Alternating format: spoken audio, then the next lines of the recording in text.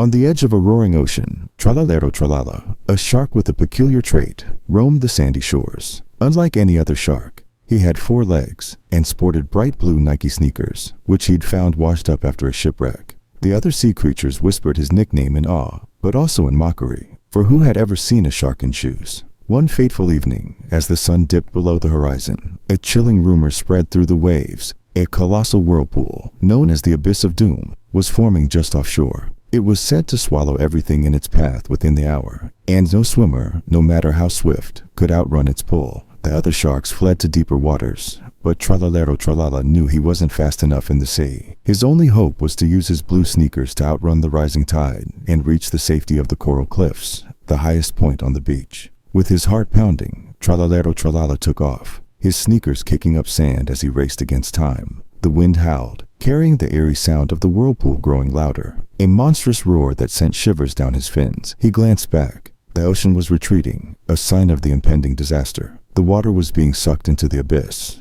and soon a massive wave would follow, dragging everything back into its depths. Halfway to the cliffs, disaster struck. One of his sneakers caught on a jagged piece of driftwood, tearing it off his foot. Tralalero Tralala stumbled, his rhythm broken, but he couldn't stop. With only 3 sneakers now, he pushed forward, his legs burning with effort. The ground began to shake as the whirlpool's pull grew stronger, and the first wave crashed onto the shore, icy water nipping at his tail. The coral cliffs loomed ahead, but the path was steep and slippery. Tralalero Tralala dug his teeth into the rocks, using his remaining strength to haul himself up.